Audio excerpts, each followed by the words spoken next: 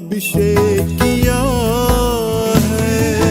पवित्र है, पवित्र है, पवित्र है तेरा बुलावा, मैंने तुम्हें चुना है, तेरा अभिषेक किया है।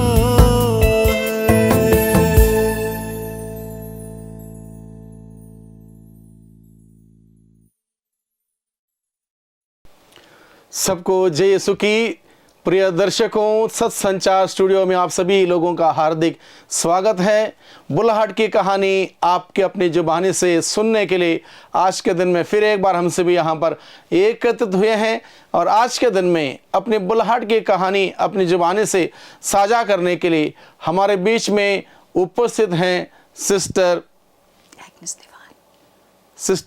एग्नेस दीवान SCJM। सिस्टर जी, सभी दर्शकों की ओर से सत्संचार स्टूडियो में आपका हार्दिक स्वागत है। थैंक यू फादर जी। तो आज के दिन में आप अपनी बुलाहट की कहानी अपनी जुबानी से हमारे दर्शकों के साथ बांटने वाले हैं और आप लगभग 55 साल पार कर चुके हैं बुलाहट की इस यात्रा में। बड़ा लंबा अनुभव आपके साथ निश्चित रूप से होगा। तो हम शुरुआत करते हैं आपकी घर परिवार से। आपका नाम, माता पिता, घर परिवार में कितने भाई बहन और इस प्रकार से होम बैकग्राउंड के साथ हम शुरू करते हैं। ठीक है फादर, सबसे पहले मैं ये बताना चाहती हूँ कि मेरे पापा जी थे, जो पापा जी एक कैटेकिस्ट थे। हाँ जी। और कैटेकिस्ट होने के नाते वो ईश्वर से और अपनी कलीसिया से इतना प्यार करते थे कि वो अपने परिवार और बाल बच्चों को भी पीछे हटा देते थे। तो इसलिए हमारे घर में रोज़ प्रार्थना होती थी और प्रार्थना में हम भाग लेते थे। मेरी मम्मी भी बहुत प्यार करने वाली नारी थी। वो इतना प्यार लोगों को करती थी कि एक बार जब उसके पास कोई आ जाता था, इतनी उनकी सेवा करती थी, कोई वापस नहीं जाना चाहता था। तो मेरे पहले जो एक बहन और एक भाई हो गए, वो मर गए। उसके बाद तीसरा जो मेरा भाई हुआ वो फादर इमैनुअल था। और उसके बाद फिर 2 ट्विंस हुए। एक हफ्ते के बाद मर गया और दूसरा जो ट्विन ब्रदर था वो 6 साल के बाद अपने जन्मदिन वाले दिन मर गया। उसके बाद मैं हुई और मेरे बाद एक और मेरा भाई हुआ फ्रांसिस, वो भी जीता है। उसके बाद एक और भाई हुआ, वो भी मर गया। सो अभी जो हम टोटल आप लोग कितने भाई बहन वैसे? टोटल भाई हम लोग 9 थे। 9 लोग थे। 9 लोग थे, जिनमें से केवल हम 3 हैं अभी। मीन्स 3 थे। मेरा भाई जो प्रीस्ट था वो भी प्रभु ने ऊपर बुला लिया और अभी हम केवल 2 बहन भाई हैं और मम्मी डैडी भी ईश्वर के पास हैं। हाँ जी, हाँ जी। तो कैटेकिस्ट होने के नाते हमारे घर में रोज़ सुबह और शाम प्रेयर प्रार्थना होती थी। हाँ जी। तो लोग भी आते थे प्रार्थना करने के लिए, तो इसीलिए मीन्स प्रार्थना का वातावरण अच्छा था। अच्छा, प्रार्थना में माहौल आपके घर में था। आप कहाँ से बिलोंग करते हैं? मैं वैसे पंजाब से हूँ। पंजाब से हैं? जी हाँ। और अभी मैं करेली करगना से आ रही हूँ। हाँ, अभी करेली में आप सेवा कर रहे हैं। हाँ। वैसे आपका जन्म स्थान पंजाब में है। मातृभाषा पंजाबी है? पंजाबी है। हाँ जी, ठीक है। तो चलो ठीक है, घर का माहौल बहुत बढ़िया था। पापा कैटेकिस्ट होने के नाते प्रार्थना में माहौल था। तो भले ही आपके 9 भाई बहन आप लोग थे, कुछ प्रभु ने पहले उनको बुलाया, बचपन से बुलाया, चलो कोई नहीं, प्रभु की योजना महान है, अपार है, असीम है, हम नहीं समझ सकते। जो कुछ भी है प्रभु ने आपको सही सलामत रखा। आपका एक भाई भी पुरोहित भी रहा। तो ये बुलाहट की आपकी कहानी कहाँ से शुरू होती है? फादर, मेरी जो बुलाहट की कहानी वो बहुत ही रोचक है। ये कैसे शुरू हुई? मैं 5 साल की थी और मम्मी डैडी दोनों बाहर थे, बातें कर रहे थे। मैं अकेली कमरे में थी और उस कमरे में प्रभु यीशु की बहुत ही तस्वीरें लगी हुई थी। तो अचानक ही मेरे को ऐसा अनुभव हुआ कि प्रभु ने मेरे को एकदम से अपना ज्ञान दे दिया है। जो ज्ञान प्रभु का मुझे आज है, प्रभु यीशु का, वो ज्ञान मुझे 5 साल की उम्र में ही हो गया था। और उस समय जब मेरे को ज्ञान मिला, विदाउट एनी किसी भी प्रकार का मेरे को दर्शन नहीं मिला, लेकिन केवल ज्ञान मिला। तो उस ज्ञान के बाद एकदम से मेरे मुंह से ये निकला, प्रभु तुम मेरे लिए मर गया, अभी मैं भी तेरे लिए मरूंगी। और उसके बाद जो दूसरा शब्द मेरे मुंह से निकला वो था, मैं सिस्टर बनूंगी, मैं सिस्टर बनूंगी। जबकि मैंने कभी सिस्टर्स देखी ही नहीं थी, क्योंकि हमारे टाइम पे हमारे गांव में कभी सिस्टर्स आई ही नहीं थी, है ही नहीं थी, आई नहीं थी। तो जब मेरे पापा को ये पता चला तो पापा तो बहुत खुश थे, लेकिन मम्मी खुश नहीं थी। मम्मी का मुंह बन गया और मम्मी बहुत उदास हो गई। तो पापा कहते बुरी बात है, आपको बच्चों के साथ चलना चाहिए, ईश्वर की योजना पूरी करनी चाहिए। तो फादर जो हमारे पैरिश प्रीस्ट थे, फादर लॉरेंस, वो एंग्लो आयरिश थे। तो उनकी मर्जी के मुताबिक पापा ने मेरे को बोर्डिंग में भेज दिया। तो हमारी जो बोर्डिंग थी वो हमारी अपनी ही सिस्टर्स उसको चलाती थी, SCJMs। तो अमृतसर स्कूल में, सेंट मेरी स्कूल में मेरे को भेज दिया गया। और वहाँ का माहौल बहुत ही अच्छा था, क्योंकि हर दिन हम लोग मिसा बलिदान में हिस्सा लेते थे और प्रभु का वचन सुनते थे। प्रभु यीशु को परम प्रसाद के रूप में अपने दिल में लेते थे और समय समय पर पाप स्वीकार भी करते थे। बहुत अच्छी बात है। बोर्डिंग में बहुत अच्छा माहौल आपको मिला। आपकी योजना के तहत आपको सिस्टर बनना था। रोज मिस्सा बलिदान और परम प्रसाद को ग्रहण करना, प्रभु का वचन सुनना, पाप स्वीकार, बहुत अच्छा माहौल मिला। हाँ, तो आगे बढ़िए। वो ऐसे न थे, केवल उधर एजुकेशन ही नहीं थी, एजुकेशन के साथ साथ हर रोज़ शाम को तालीम होती थी, कैटेकिज्म होती थी। तो कैटेकिज्म के समय हम लोगों को प्रभु यीशु के जीवनी के बारे में पढ़ाया जाता था, किताबों के अनुसार, और कलीसिया का इतिहास समझाया जाता था, पढ़ाया जाता था। साथ में ही सैक्रामेंट्स की पूरी जानकारी दी जाती थी।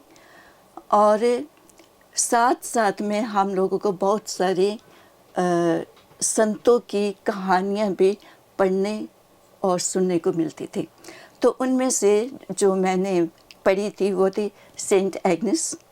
और जब मैंने सेंट एग्नेस को पढ़ा तो मेरे दिल में एकदम से प्रभु के लिए प्यार और ज़्यादा उम्र पड़ा और मैंने पूर्ण रूप से प्रभु को अपना आप दे दिया। और इसके बाद मैंने सेंट फ्रांसिस ऑफ असीसी की बात पढ़ी तो उन्होंने कितना प्रभु के लिए सैक्रिफाइस किया, कितनी कुर्बानियाँ की, कितना उनको दुख उठाना पड़ा। और फिर उनके जो स्टिग्माटास थे, उन प्रभु यीशु ने अपने जख्म जो उनको दिए थे। तो मेरा प्यार उनके प्रति बहुत ज़्यादा था, सेंट फ्रांसिस के प्रति। फिर रोज़ ऑफ लीमा के बारे में मैंने पढ़ा, लिटिल फ्लावर ऑफ जीसस, संतनी तेरेसा, छोटा फूल के बारे में मैंने पढ़ा। और वो जो छोटे छोटे ये सारी बातें कहाँ बोर्डिंग में रहते हुए, तो कितने अच्छे धर्म शिक्षा में आपको मिली। हम संतों के बारे में सुनना मौका मिला। तो फादर, मैं बचपन से ही इवन एज ए स्टूडेंट छोटे छोटे जो काम थे मैं प्रभु के लिए करती थी, छोटी छोटी कुर्बानियाँ। और जो छोटे छोटे दुख आते थे मैं किसी को नहीं बताती थी, केवल मैं प्रभु को बताती थी। तो इसके बाद फिर मैंने सेंट डेमियन के बारे में पढ़ा।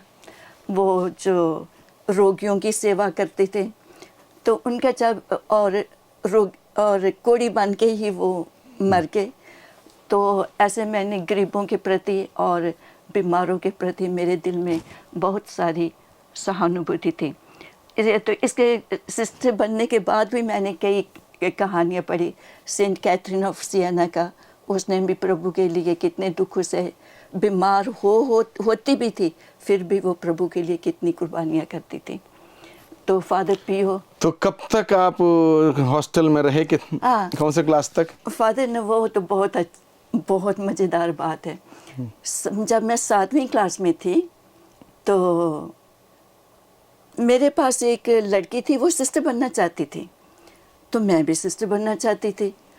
तो वो हर सप्ताह अपनी मम्मी को पत्र लिखती थी कि मुझे सिस्टर बनने दो। उसकी मम्मी प्रिंसिपल थी अपने स्कूल में। तो उसको देखकर मैंने भी अपने भाई को लिखना शुरू कर दिया, जो सेमिनरी में था, फादर इमैनुअल को, कि मुझे सिस्टर बनने दो। वो मुझे सिस्टर नहीं बनने देते थे। वो कहते थे पहले BA BT कर, इसके बाद तो सिस्टर बनेंगे। तो मैंने कहा पाजी मत सोचना कि मैं अपना माइंड चेंज कर लूँगी। मैं अपना माइंड चेंज नहीं करूँगी, चाहे BD करूँ चाहे BA करूँ, मैं सिस्टर बन के ही रहूँगी। तो अभी मैंने हर सप्ताह उसको फादर को चिट्ठी लिखनी शुरू कर दी। तब वो ब्रदर ही थे, वो तंग आ गए मेरी चिट्ठियों से। तो उसने क्या किया, सारा जो मेरी लेटर्स कलेक्ट की, बंडल बनाया और मेरी प्रिंसिपल को भेज दी सारी कि do something about this girl, she is pestering me all the time. तो मदर, लेकिन जो हमारी जो प्रिंसिपल थे वही मेरी नोविस मिस्ट्रेस होने वाली थी। वो चिट्ठियाँ पढ़ के बड़ी खुश हुई कि मेरे को एक और सेंट मेरी स्कूल से वोकेशन पर मिल गया है। तो जब मैं 8वीं में थी तो इसी प्रिंसिपल ने मेरे को एक पोस्ट कार्ड भेजा, क्योंकि तब हम गर्मी की छुट्टियों में घर में थे। पोस्ट कार्ड भेजा कि आपको मदर जनरल से अनुमति मिल गई है सिस्टर बनने की, तो मोस्ट वेलकम। ये कब, कक्षा 7 के बाद? 8 के बाद। अच्छा। के बाद। तो वो इसलिए क्योंकि मैं उस ग्रुप में सबसे छोटी थी, अभी मैं 8वीं में पढ़ती थी। और मेरे स्कूल में जो 2 लड़कियां थी वो सिस्टर्स बन रही थी, कैथरीन और विक्टरीन, वो सिस्टर बन रही थी। तो मदर ने सोचा कि इसको भी इनके साथ कर देंगे ताकि ये अपने आप को अकेला ना महसूस करे, तो ग्रुप में ये रहेगी। तो इसलिए मदर जनरल से उन्होंने परमिशन ली कि इसको आने दे। तो कहती ठीक है इसको बनने दो, लेकिन जब तक ये 10th नहीं कर लेती तब तक इसको क्लोथिंग नहीं देनी है। ओके। तो वो कहती ठीक। तो ऐसे जब मैं 9th में थी तो तब मेरे को चिट्ठी मिली कि यू कम। तो इसलिए मम्मी पापा दोनों मेरे को लेकर गए बोर्डिंग उधर कॉन्वेंट में। तो फिर मेरी एंट्री, ये कहाँ, ये अमृतसर में? अमृतसर में 23rd ऑफ सितंबर 1964 में। 64 में 64 में मैं गई थी। तो 65 में मेरी क्लोथिंग हुई, 67 में मेरा फर्स्ट प्रोफेशन हुआ, और 75 में क्योंकि मैं स्टडीज़ कर रही थी तो स्टडी के कारण 75 में मेरा फाइनल प्रोफेशन हुआ। अच्छा। गोवा में। अच्छा जी, ठीक है। तो आप बहुत सुंदर तरीके से तैयारी के साथ सिस्टर बनने आए, सिस्टर आप बने। उसके बाद कहाँ कहाँ आपने काम किया? फादर मैंने बहुत जगह पे किया। सबसे पहले फर्स्ट प्रोफेशन के बाद मैं डलहौजी में गई, और डलहौजी के बाद मैं दोबारा डलहौजी गई। उधर ही मैंने BA की, हमारा क्योंकि अपना कॉलेज था, तो उधर ही BA की। BA के बाद मैंने अपनी B.Ed की। तो इसीलिए मैं 10 साल डलहौजी में रही थी। तो इसके बाद फिर मेरी बदली हो गई दिल्ली में, जहाँ बिशप साहब का स्कूल था, सहोदय स्कूल। उधर मैंने 6 साल पढ़ाया। हाँ जी। उसके बाद फिर मेरी पंजाब में बदली हो गई, चौगावा में। उधर मैंने 10 साल पढ़ाया। फिर मेरी बदली हो गई उधर बटाला में मैंने 5 साल पढ़ाया। मतलब आप अधिकतम स्कूल में रहे? स्कूल में। स्कूल के माध्यम से आपने बच्चों को पढ़ा के प्रभु की सेवा की? प्रभु की सेवा की। ठीक है। क्योंकि हम बीच बीच में पास्टरल वर्क के लिए भी जाते थे। हाँ जी। और कैटेकिज्म भी बच्चों को देते थे। ओके। सारा था। तो पढ़ाते समय भी, चाहे मैं फर्स्ट को पढ़ाती थी या 10th को पढ़ाती थी, सबसे पहले मैं प्रभु का अनुभव उनको करवाती थी। हाँ जी। चाहे वो मैथ्स हो, चाहे वो ज्योग्राफी हो, हिस्ट्री हो, कुछ भी हो, तो उसके अकॉर्डिंग ही प्रभु के बारे में शुरू करके फिर मैं बच्चों को आगे करती थी। सो मच सो कि 10th स्टैंडर्ड में एक लड़की थी, उसका प्रभु से इतना प्यार हो गया कि अपनी मम्मी को कहने लगी कि मम्मी मेरी जो शादी है वो ईसाई घर में ही करना। तो कहती ठीक है, जब टाइम होगा मैं कर दूंगी। अच्छा अच्छा। तो आप अपने बुलाहट के इस जीवन में ईश्वरीय हाथ को कैसे देखते हैं? आपके जो बचपन से सिस्टर बनने तक, उसके बाद सिस्टर बनने के बाद भी जो सेवा कार्य आपने किया, जहाँ जहाँ भी किया, तो उसमें ईश्वरीय हाथ आप कैसे देखते हैं? How do you see God's hand in your vocation? Father, first of all, जब मैं बच्चों को पढ़ाने के लिए जाती थी तो मैं सबसे पहले ईश्वर के पास जाती थी, तो कह रही थी कि प्रभु, मैं आपके बच्चों के पास जा रही हूँ, मैं आपको इन छोटे बच्चों में देखूं, बालक यीशु के रूप में, और वो मुझे देखें। लेकिन कभी कभी जब वो नहीं पढ़ते थे तो मेरे को कभी कभी गुस्सा आता था, क्योंकि वो शरारतें भी करते थे, पढ़ते नहीं थे, इसलिए कभी कभी मेरे को थोड़ा हार्श होना पड़ता था उनके ऊपर। तो मैं आकर क्लास के बाद आकर मैं बोलती थी, प्रभु यीशु, तो सॉरी, तूने कहा अगर तुम बच्चों के साथ ऐसे करोगे तो तुम मेरे साथ कर रहे हो, तो sorry, why were you so naughty in the class to Jesus, I said. So I said, Lord, sorry. और जब भी मैं किसी और के साथ जाते थे, बातें करती थी किसी भी काम के लिए, तो मैं प्रभु को कहती थी कि प्रभु, लोग आपको मेरे अंदर देखें, ताकि मैं जब उनके साथ हूँ तो वो फील करें कि उन्होंने आपको देख लिया है। तो एक दिन आया कि किसी ने मेरे को ऐसे आकर बोला, सिस्टर, ऐसे लगता है कि जैसे हमने प्रभु को ही देख लिया। तो मैं अंदर बड़ी खुशी नोट की कि मैं प्रभु के नहीं, कि जो मैंने बात की थी वो प्रभु ने मेरे को सुन ली है। तो मुझको ऐसे भी अनुभव हुआ कि जैसे प्रभु का जो प्यार है, मेरा प्यार नहीं, लेकिन प्रभु का जो प्यार है मेरे लिए वो स्पेशल है। Every moment I saw him leading me, okay. और जब मेरे से कुछ नहीं होता था तो मैं प्रभु को कहती थी, प्रभु मेरे को नहीं आता, मेरी मदद कीजिए। जैसे अभी कोरोना के समय में मैंने कभी कंप्यूटर किया नहीं था, और जब कोरोना आ गया तो सारा कुछ हम लोगों को मोबाइल से ऑनलाइन करना पड़ा। मेरे तो पैरों तले ज़मीन निकल गई, क्योंकि मेरे को आता नहीं था। मैं प्रभु के पास गई, प्रभु मेरे को आता नहीं, मैं क्या करूं? लेकिन टीचर्स वर सो गुड, जिसके पास में भी मैं जाती वो मेरी मदद करने के लिए तैयार थे। एक दिन फादर, मैंने कहा कि प्रभु, आज तो मार्क्स की एंट्री करनी है, तो मेरे को तो आता नहीं, कैसे करूं? Please help me. My God, जैसे ही मैं चर्च से बाहर निकली, एक टीचर आई, कहती, सिस्टर, मार्क्स एंट्री के लिए मैं आपकी मदद करूंगी। मैंने कहा, प्रभु, तूने इतनी जल्दी सुन ली और इसको आप पास में ले आए। और उसने आधे घंटे में सारी मेरी एंट्री कर दी। इसलिए एक लड़की थी, वो हमेशा मेरी मदद करती थी। हमारे घर में जीवंती है ना, उसकी बेटी, तो उसने ही मेरे को मोबाइल सिखाया। ज्योति ने मेरे को, सिस्टर ज्योति ने मेरे को मोबाइल सिखाया। ऐसे करके थोड़ा सा अपना काम चलाने के लिए मेरे को मोबाइल आ गया। तो इसीलिए प्रार्थना कर कर के, प्रभु से मांग कर मैंने वो जो टाइम था पास कर लिया। तो सिस्टर जी, लगभग 58 साल का आपका बुलाहट का जीवन, बुलाहट की सेवा रही, और इस 58 साल में बहुत सारे आपको ईश्वरीय अनुभव मिले होंगे। जैसे कि आपका बैकग्राउंड स्वयं बताता है, संतों की कहानी पढ़ना, पाप स्वीकार करना, रोज में समय जाना, प्रभु को ग्रहण करना, तो निश्चित रूप से बहुत सारे अनुभव होंगे। एक या दो बड़े ठोस अनुभव आप बता सकते हैं, हमारे दर्शकों के साथ शेयर कर सकते हैं?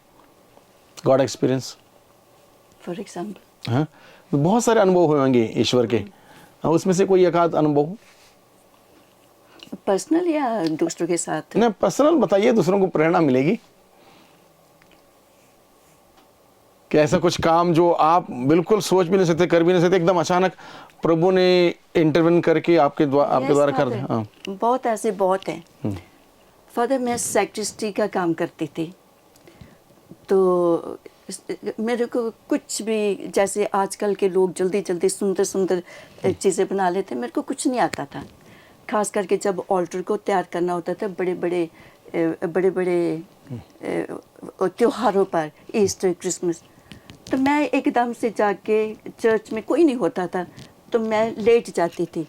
आई use to fall prostrate before the Lord. Lord मेरे को नहीं आता, जो करना है आपने ही करना है मेरे को। उसी टाइम प्रभु मेरे को बताता था। तो जैसे ही मैंने काम शुरू करना, साड़ी सूड़ी खोलनी, जैसे डेकोरेशन जब शुरू करनी, तो मैंने कहा कि प्रभु जब कोई देखे तो देखे कि ये मेरा काम नहीं तेरा काम है। और बिल्कुल वैसे ही होता था। मैं खुद हैरान हो जाती थी कि ये काम ये तो कभी मैं नेक्स्ट जन्म में भी नहीं करूँगी जितना सुंदर प्रभु ने देख लिया। और जो भी प्रभु का वो काम देखता था सारे हैरान थे कि कितना सुंदर सिस्टर ने बनाया। उनको नहीं पता था कि सिस्टर ने नहीं प्रभु ने बनाया। ओके, तो इसलिए लेकिन फादर केवल यही नहीं, मैंने ये भी अनुभव किया कि प्रभु केवल मेरी ही नहीं मेरी चीज़ों की भी देखभाल करता था।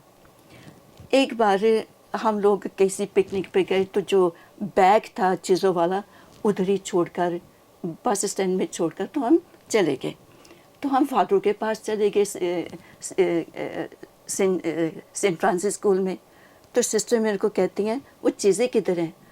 मैंने कहा वो तो रह गई हैं उधर ही बस अड्डे पर रह गई हैं।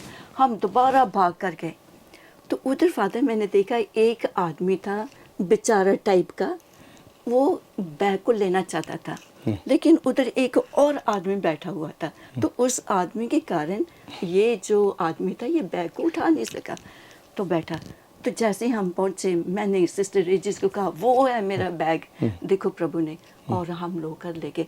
तब प्रभु ने मेरे को दिखाया कि कैसे उसने मेरे बैग की रक्षा की है।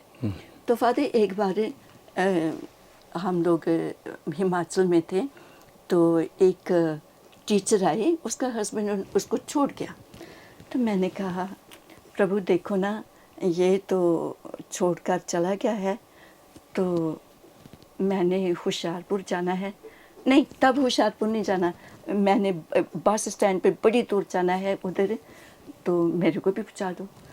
फादर जैसे ही मैं पहुंची उधर रोड पे एक कार आई और तो कार आकर मेरे पास आकर रुक गई। तो कहते सिस्टर आपको कहाँ जाना है? मैंने कहा मेरे को उस बस स्टैंड पे जाना। कहता मैं भी उधर जा रहा हूँ, आप चलिए। तो मैं बैठ गई, छोड़ गया।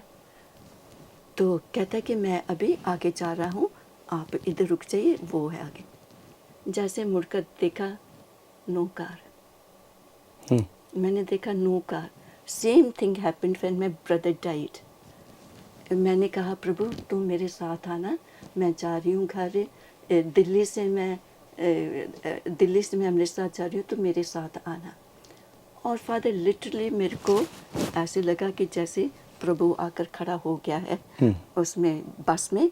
और मेरा भाई भी, क्योंकि मैंने कहा मेरे भाई को साथ लेकर आना, वो मर गया था, उसी के मंथ माइंड में मैं जा रही थी। मैंने कहा मेरे भाई को भी साथ लेकर जाना। और मेरा भाई मैंने देखा मेरे पास आकर बैठा है। जैसे मैं बस में उतरी, अंधेरा हो रहा था, मेरे को पता नहीं कहाँ जाना था। तो मैंने कहा किसी को कि मेरे को बस स्टैंड का रास्ता दिखाओगे? तो आपकी तरह और मेरे भाई की तरह एक लंबा चौड़ा आदमी, बिल्कुल उसी की तरह ही, लेकिन शक्ल थोड़ी सी फर्क थी, आकर खड़ा हो गया। कहता हाँ मैं दिखाऊंगा, और चलता गया। जैसे जैसे वो बोलता था मेरा भाई, वैसे वैसे ये आदमी बोल रहा, कह रहा take one step, take another step, ऐसे करके। तो जब उधर बैठे, क्या उसको बोलते हैं, बस स्टैंड पे जब जहाँ पे टिकट लेते हैं वहाँ पे जब पहुँचे तो ये भी आया। तो इस आदमी ने अपने बैग से पर्स निकाला। मैंने बोला नहीं आप नहीं दोगे, मैं खुद दूंगी। तो मैंने पैसे दिए। जैसे पैसे मैंने दिया, मैंने उस आदमी के थैंक यू करने के लिए, आदमी है नहीं उधर पे। तब मैंने देखा कि कैसे प्रभु साथ साथ में चल रहा, और वो मेरे भैया को भी उधर साथ ले आया उसी रूप में। ऐसे मैंने बहुत अनुभव किया फादर। बहुत खूब। I can write books and books about God's experience. Very good. तो बहुत ही ज़्यादा प्रभु मेरे साथ बहुत रहे खूब। हैं, बहुत ज़्यादा। तो दिन दुखियों की सेवा करते हुए आपने प्रभु की सेवा की इतने सालों तक, और ये कितना आनंदमय रहा आपके लिए? बहुत ही आनंद फर्स्ट ऑफ ऑल कि जब हम रोज़ रोज़ रहते हैं, मैंने कभी नहीं फील किया कि मैंने प्रभु को नहीं देखा। मुझको हमेशा ऐसे ही लगता है कि मैं प्रभु को रोज़ ही देखती हूँ with the eyes of mind, और मेरे दिल में फादर सदा ही शांति रहती है।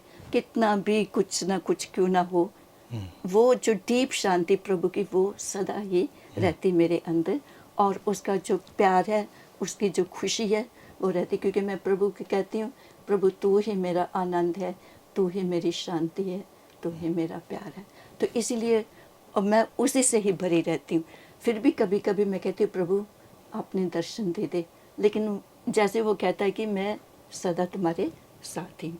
और कोई बात ऐसी नहीं होती फादर मैंने प्रेयर की हो और प्रभु ने मेरी ना सुनी हो, क्योंकि जब भी मैं प्रार्थना करती हूँ मैं अपने लिए कम करती हूँ, मैं प्रभु का राज्य आने के लिए प्रार्थना करती हूँ।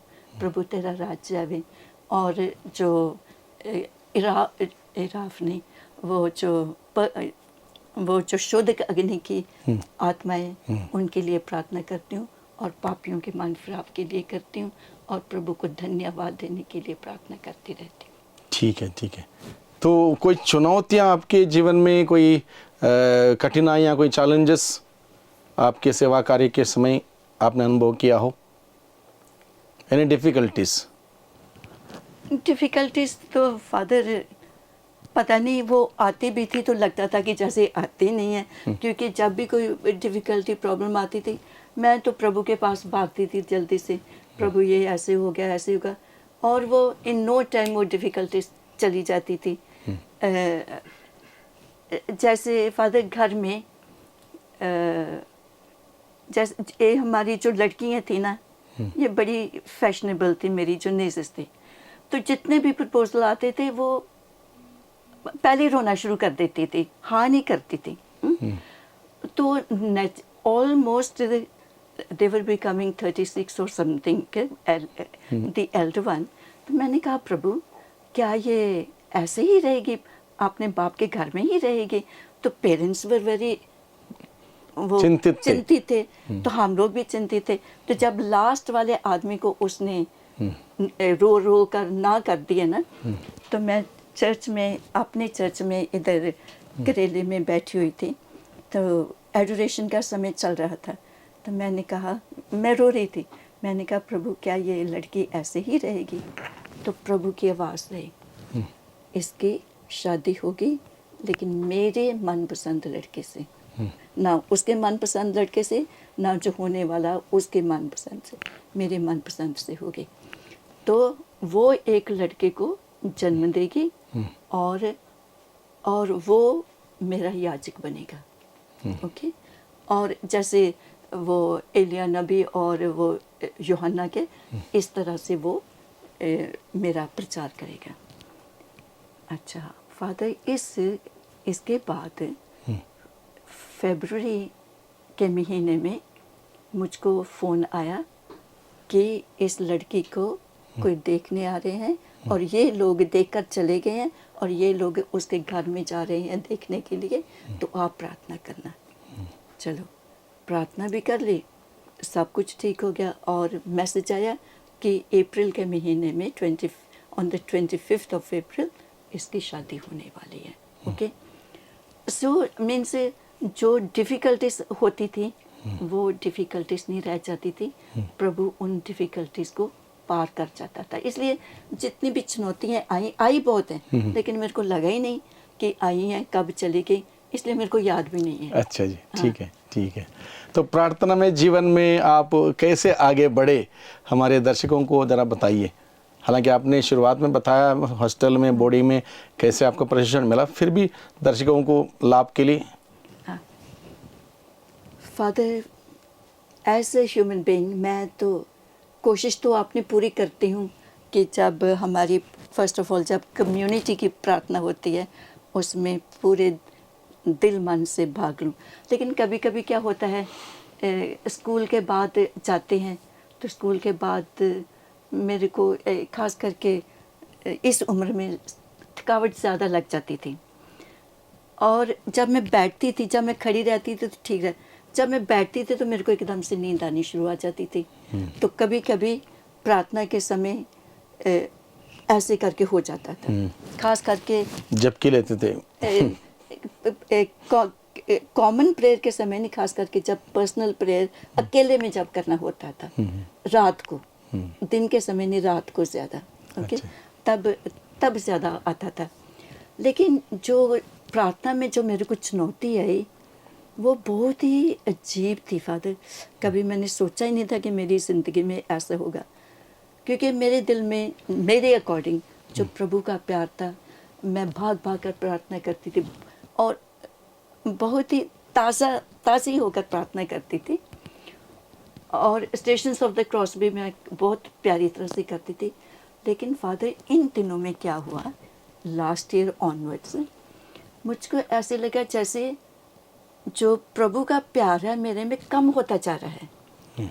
और जब मैं स्टेशंस ऑफ द क्रॉस करती हूँ तो ना वो भक्ति आती है ना वो प्यार आता है, एकदम से जैसे पूरे शरीर में क्या उसको होते दर्दें आ जाती हैं, थकावट आ जाती है। मैं स्टेशंस ऑफ द क्रॉस करने लगती, होता ही नहीं। The moment I use to bow like this ना, वी अडोर यू क्राइस्ट, मेरे को एकदम से I use to fall asleep ना, गिर कर ऐसे। मैंने कहा ये तो कुछ गड़बड़ है, कहीं ना कहीं गड़बड़ है किसी जगह पे। तो क्या है, मैंने इसके लिए फादर के पास जाकर तो मैंने इतराफ़ किया। मैंने कहा फादर मेरे साथ ऐसे होता है कि मैं पहले तो बहुत भक्ति से करती थी, अभी पता नहीं मेरी भक्ति कहाँ चली गई है। एज तो जीसस वाज टेस्टिंग मी ना, कि that by yourself you can not do anything, you can not become Holi. मुझसे अलग रहेगा तुम कुछ नहीं कर सकते। कुछ कर सकती हो जब तक मैं नहीं ग्रेस देता हूँ। आई केम टू नो दैट। तो मैंने रो रो कर प्रभु से कहा, प्रभु मुझे भक्ति दो और भक्ति के लिए मेरे को शक्ति भी दो, क्योंकि मैं कुछ नहीं कर सकती अपने आप। तो रात को भी मैं ऐसे ही प्रार्थना करती रहती थी। लेकिन फादर क्या हुआ, रात को मैं बोलती थी सोने से पहले, पिता परमेश्वर मैं अपने आप को तेरे हाथों में सौंपती हूँ और मेरे सिर पर हाथ रखना, मेरे को अच्छी नींद आ जाए, सुबह सुबह मेरे को उठाना, और जब मैं उठूँगी सबसे पहले मैं आपको ही सजदा करूँ। लेकिन फादर जब प्रभु ने मेरे को जगाना ज़रूर 3 o'clock, कभी 3 o'clock, कभी 2 o'clock, कभी 4 o'clock, लेकिन कभी पहले मैं उठ जाती थी, सजदा करती थी। लेकिन उन दिनों में क्या हुआ, मैं जाग जाती थी, मैंने कहा प्रभु मैं अभी उठकर तेरे को सजदा कर, फिर मैं सो जाती थी। फिर मेरे को ऐसे कंटिन्यू, फिर मैं कहा अभी भी कुछ गड़बड़ है किसी जगह पे। फिर मैंने वो किया, इतराफ़ किया, मीन्स पाप स्वीकार किया। और फिर मैंने कहा father please pray for me, so that father said no, if you promise to God you must keep your promise। अच्छा, सो जितना मैं पाप स्वीकार करती थी, पाप स्वीकार में बोलते, उतना ही मेरे को ग्रेस मिलता था करने के लिए। तो जब अभी लास्ट बार में जब प्रभु के फादर के पास गई, फादर ने मेरे ऊपर प्रार्थना की, और इसके बाद अभी वापस जो भक्ति है वापस मेरे अंदर आ गई है। स्टेशंस ऑफ द क्रॉस करने की वापस वही प्यार आ गया है, और मैं उठकर तो प्रभु को सजदा भी करती हूँ। बहुत खूब, बहुत बढ़िया। तो अंतिम में हमारे दर्शकों को एक संदेश दीजिए, एक मैसेज। प्रिय दर्शकों, आपसे मेरा ये अनुरोध है कि अगर हम इस दुनिया में आए हैं तो हम अपने आप से नहीं आए। हमें पिता परमेश्वर ने अपनी सृष्टि के रूप में यहाँ भेजा है। तो उसने इसलिए यहाँ भेजा है ताकि हम एक दिन उसके साथ अनंत जीवन का आनंद ले सकें। लेकिन हम क्या देखते हैं कि आजकल के लोग, सभी आदमी, औरतें, युवक सब धन दौलत की तरफ भाग रहे हैं, या इस दुनिया की मोह माया में फंसते जा रहे हैं, या नशे में डूबते जा रहे हैं। आखिर आप ही जानते हैं कि इसका कुछ फ़ायदा तो है नहीं है। तो मेरा आपसे अनुरोध है कि आप अपनी कोशिश करें अपने पिता परमेश्वर के पास आने के लिए, ताकि वो आप लोगों को अपना आशीर्वाद दे और एक दिन उसकी दया से, उसकी कृपा से आप और मैं वो अनंत जीवन पा सके जिसके लिए ईश्वर ने हमें बनाया है, और हमेशा के लिए खुश रहें। नहीं तो ईश्वर से दूर रहना मीन्स नर्क का जीवन जीना। कभी खुश नहीं रह पाएंगे और अनंत काल तक उस आग में जलते रहेंगे जहाँ केवल निराशा ही निराशा है, और वहाँ से कभी भी आशा की किरण नहीं आएगी। आप ईश्वर का चेहरा कभी नहीं देख पाओगे और हमेशा के लिए उसको खो दोगे। तो मेरी आपसे यही प्रार्थना है, और मैं अपने लिए और आप लोगों के लिए प्रार्थना करती हूँ कि प्रभु आपको और मुझे आशीर्वाद दे, ताकि हम अपने पापों से, अपने बुरे कर्मों से मुंह मोड़ें और ईश्वर की तरफ मुड़कर आएं, ताकि हम उसके बच्चे बन जाएं, और बच्चे बनकर हम अपने पिता को हमेशा के लिए पाएं और सदा उसके साथ खुश रहें। और नवयुवकों से और जवान लड़कियों से मेरी ये विनती है, प्रार्थना है कि जिस तरीके से प्रभु आपको प्यार करते हैं, आप भी प्रभु से प्यार करना सीखें, और अगर हो सके तो उसकी बुलाहट के लिए प्रार्थना करें, और एक दिन आप भी फादर और सिस्टर बनकर उनकी सेवा करें, क्योंकि फसल तो बहुत है लेकिन मजदूर कम है। तो पिता परमेश्वर से अपने लिए प्रार्थना करो कि वो आपको मजदूर बनाकर कलीसिया के काम के लिए भेजे, और पिता परमेश्वर का प्रचार हो, प्रभु यीशु का प्रचार हो, जिससे घरों में, कलीसिया में और दुनिया में शांति और प्यार और भाईचारा फैल जाए। यही मेरी आपसे अनुरोध और प्रार्थना है। Thank you.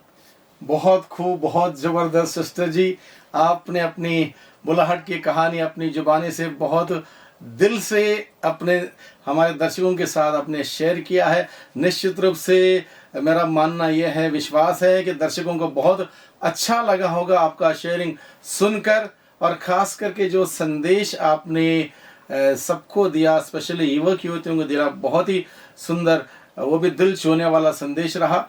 और एक संदेश आपके पूरा शेयरिंग के दौरान हम सबों को प्राप्त हुआ, जो आप बोर्डिंग में थे तब आप प्रार्थना के प्रति, संविधान के प्रति, पाप स्वीकार संस्कार के प्रति, संतों की जीवनी सुनने के प्रति कितना एक उत्साहित थे। वही आपके लिए एक फाउंडेशन बन गया, और उसी बात को आप कैरी करते हुए आए आज तक, और प्रभु के अनुभवों को प्राप्त करते रहे।